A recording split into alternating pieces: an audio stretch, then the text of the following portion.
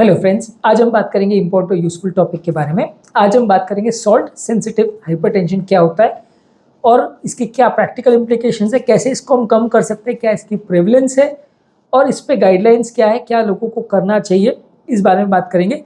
Basically काफ़ी important topic है। काफ़ी लोगों को बोला जाता है कि आपको सॉल्ट सेंसिटिव हाइपरटेंशन है। लोगों को लगता है पता नहीं ये किस चिड़िया का नाम है, ये होता क्या है, क्या बाकी हाइपरटेंशन बिल्कुल ही नॉन सॉल्ट सेंसिटिव होता है। तो आज उसको हम डिस्कस करेंगे। टॉपिक पर जाने से पहले जो लोग हमारे चैनल पर नए हैं उन्हें रिक्वेस्ट करूँगा कि वीडियोस को लाइक करें, चैनल को सब्सक्राइब करें और वीडियोस को शेयर करें।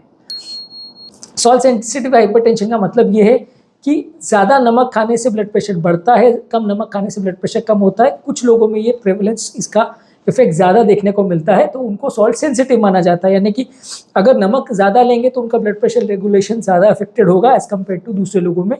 थोड़ा बहुत तो देखिए सब में ही फ़र्क पड़ता है कि अगर आदमी नमक ज़्यादा लेगा तो ब्लड प्रेशर बढ़ेगा और नमक कम लेगा तो ब्लड प्रेशर कम होगा। ये थोड़ा बहुत तो सब में फ़र्क पड़ता है, लेकिन 50% लोगों में ऐसा पाया गया है कि टोटल हाइपरटेंसिव पॉपुलेशन में लगभग 50% लोगों में ये पाया गया है कि नमक से उनको ज़्यादा फर्क पड़ता है। यानी कि नमक बढ़ा देते हैं तो बीपी ज़्यादा जल्दी शूटअप होता है, नमक कम करते हैं तो बीपी ज़्यादा जल्दी ड्रॉप होता है।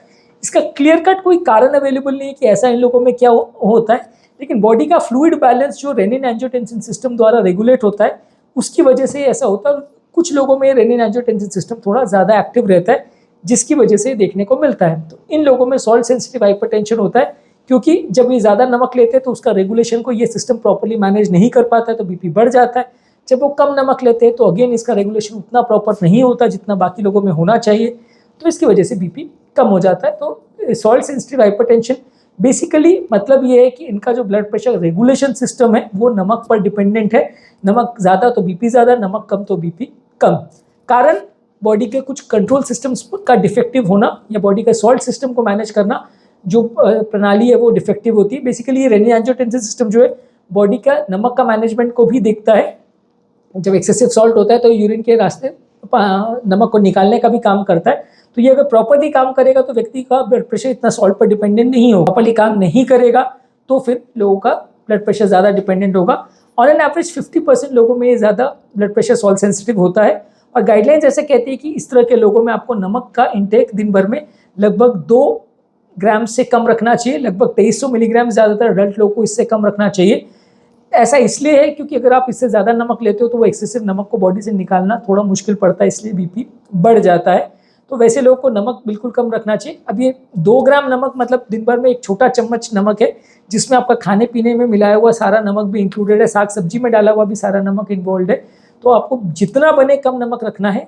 एक अंदाज के लिए बता दूं कि नॉर्मली जो डाइट में नमक लेते हैं इंडियन डाइट में वो वैसे भी 8 से 12 ग्राम नमक होता है।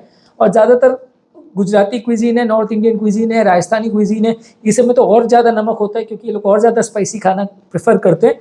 तो उसमें सोडियम इंटेक और दिन भर में 8-10 ग्राम से भी ज़्यादा हो सकता है। तो आपको सब चीज़ों में नमक कट डाउन करना है और खासकर अगर सॉल्ट सेंसिटिव हाइपरटेंशन है तो और ज़्यादा कट डाउन करना है और दिन भर में 2 ग्राम को पर लाना है। नहीं तो वो एक्सेस सोडियम जो बॉडी में उसको निकालने के लिए सोडियम निकालने वाली दवा यानी डाययूरेटिक्स आपको देना पड़ेगा। तो वो दवाओं के वैसे थोड़े साइड इफेक्ट्स भी ज़्यादा होते हैं, तो ये मेडिसिन का प्रयोग करना पड़ेगा अगर आपको सॉल्ट सेंसिटिव हाइपरटेंशन है। तो अगर किसी को सॉल्ट सेंसिटिव हाइपरटेंशन तो क्या करने की ज़रूरत है, नमक का इंटेक कम करना है ताकि आपको ब्लड प्रेशर ज़्यादा ना बढ़े। अगर नहीं हो पा रहा उतना तो फिर आपको वो मेडिसिन जैसे कि डाययूरेटिक्स वगैरह देना पड़ेगा जो कि बॉडी का एक्सेसिव सोडियम को निकालता है। ये सॉल्ट सेंसिटिव हाइपरटेंशन थोड़ा बहुत जेनेटिक फैक्टर्स पे भी डिपेंड करता है। कुछ लोगों की फैमिली हिस्ट्री होती है जिसकी वजह से ये बॉडी का जो सॉल्ट का कंट्रोल सिस्टम है वो कॉम्प्रोमाइज़ हो जाता है। इस वजह से भी कुछ लोग को सॉल्ट सेंसिटिव हाइपरटेंशन होता है। परिवार में इसकी जेनेटिक टेंडेंसीज हो सकती है, आपके फादर को था या मदर को था तो आपको भी हो सकता है। तो ये इनहेरिटेड एक टेंडेंसी है। इसको कम करने के लिए आप आपका पोटेशियम इंटेक बढ़ा सकते हो।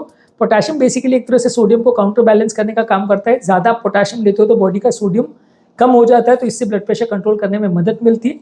पर अगर किसी को किडनी रिलेटेड प्रॉब्लम है तो उसको बहुत ज़्यादा पोटेशियम नहीं लेना चाहिए, नहीं तो किडनी वाले पेशेंट में नुकसान भी कर सकता है। इसके अलावा स्टडीज़ ने ये भी शो किया है कि अगर मेंटल स्ट्रेस ज़्यादा हो तो भी उससे सॉल्ट सेंसिटिविटी ज़्यादा हो सकती है। स्ट्रेस बॉडी के सिंपैथेटिक नर्वस सिस्टम को एक्टिवेट करता है जिसकी वजह से बॉडी का सोडियम मैकेनिज्म जो है कंट्रोल का थोड़ा सा कॉम्प्रोमाइज़ हो सकता है। तो अगर आपका बॉडी में सिंपैथेटिक नर्वस सिस्टम एक्टिवेटेड है तो आपको सोडियम का मैनेजमेंट डिफिकल्ट पड़ेगा। इसलिए मेंटल स्ट्रेस को कंट्रोल करना भी बहुत ज़रूरी है। मेंटल स्ट्रेस कंट्रोल करने के लिए आप योगा, मेडिटेशन, प्राणायाम या इस तरह की चीज़ें कर सकते हैं, डीप ब्रीदिंग एक्सरसाइज कर सकते हैं। ये सारी चीज़ों पर हमने ऑलरेडी डिटेल वीडियोस की हैं, जो कि आप हमारे चैनल पर देख सकते हो कि क्या है और कैसे करना चाहिए, क्या टिप्स होते हैं। तो वो आप फॉलो करोगे तो मेंटल स्ट्रेस थोड़ा कम होगा और उससे आपका comparatively salt sensitive hypertension control करने में मदद मिलेगी। तो मतलब मेडिटेशन वगैरह करने से या मेंटल स्ट्रेस को कम करने से आपका जो ब्लड प्रेशर लेवल्स है उसको भी कम करने में मदद मिलेगी। अलग अलग लोगों में इसका वेरिएशन अलग अलग रहता है, इसलिए आपको रेगुलर बेस पे ब्लड प्रेशर चेक करने की ज़रूरत है। दिन में 6 बार चेक करें ऐसा ज़रूरी नहीं है, पर एटलीस्ट 2-3 दिन में एक बार भी चेक करें या दिन में एक बार भी करें तो चलेगा। इससे आपका ब्लड प्रेशर लेवल्स कितना हो रहा है और कितना वेरिएशन हो रहा है उसका आपको पता रहेगा, तो उसको मैनेज करना थोड़ा ईजी हो जाएगा। आपका लाइफस्टाइल मॉडिफिकेशन वगैरह चीज़ें वर्क कर रही हैं कि नहीं कर रही है उसका भी थोड़ा बेसिक आइडिया हो जाएगा। तो इसलिए ज़रूरी है कि आप आपका ब्लड प्रेशर को एटलीस्ट दिन भर में एक बार या 2-3 दिन में एक बार भी अगर चेक करें तो चलेगा, पर उसका चार्टिंग मेंटेन करिए कि किस दिन पे किस टाइम पे कितना ब्लड प्रेशर हो रहा है। ब्लड प्रेशर मेजर करने के लिए क्या क्या चीज़ों का ध्यान रखने की ज़रूरत है उस पर ऑलरेडी हमने 2-3 वीडियोस किए हैं, आप हमारे चैनल पर वो देख सकते हैं। ये सॉल्ट सेंसिटिव हाइपरटेंशन जो है बेसिकली इसमें इंडिविजुअल टू इंडिविजुअल वेरिएशंस हो सकते हैं, किसी में थोड़ा कम, किसी में थोड़ा ज़्यादा। किसी व्यक्ति में ये बहुत ज़्यादा एक्सट्रीम हो तो ज़रा भी नमक लेने से उसका बीपी बहुत शूट अप हो जाएगा, और किसी में थोड़ा वेरिएशन होगा, मतलब दूसरों से ज़्यादा होगा लेकिन उतना ज़्यादा नहीं होगा कि बहुत शूट अप हो जाए बीपी या बहुत ड्रॉप हो जाए, ज़रा भी नमक कम हो तो बीपी बहुत ड्रॉप हो जाए। यूजली ऐसा एक्सट्रीम्स कम केस में मिलता है, ज़्यादातर लोग में थोड़ा बहुत वेरिएशन आता है, पर केस टू केस ही वेरी करता है कि किस में कितना ज़्यादा रिस्पॉन्स होगा, किस में कितना कम होगा। जब कभी भी इस तरह की आपको प्रॉब्लम आए तो आपको आपके डॉक्टर और हेल्थ केयर प्रोफेशनल के साथ डिस्कस करने की ज़रूरत है कि आपको ये प्रॉब्लम है, कैसे उसे मैनेज करना है, कौन सी दवाएं आपके लिए अच्छी है, कौन सा लाइफस्टाइल केयर अच्छा है, कौन सा डाइट और कौन सा एक्सरसाइज आपके लिए अच्छा है, ये सारी चीज़ों को ध्यान देने की ज़रूरत है। डाइट, एक्सरसाइज और हाइपरटेंशन पर ऑलरेडी हमने डिटेल प्लेलिस्ट किया है, तो आप हमारे चैनल पर हाइपरटेंशन के प्लेलिस्ट पर जाएंगे तो हाइपरटेंशन के डाइट और एक्सरसाइज संबंधित आपको काफ़ी डिटेल वीडियोस मिल जाएंगे, तो आप उसे देख के उसका फ़ायदा ले सकते हैं।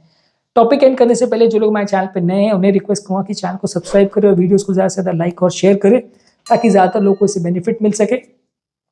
हाइपरटेंशन संबंधित हमारे चैनल पे जो प्लेलिस्ट है उसका लिंक मैं डिस्क्रिप्शन बॉक्स और कमेंट सेक्शन में छोड़ देना, आप उसे चेकआउट करें तो आपको काफ़ी कुछ नया देखने और सीखने को मिलेगा।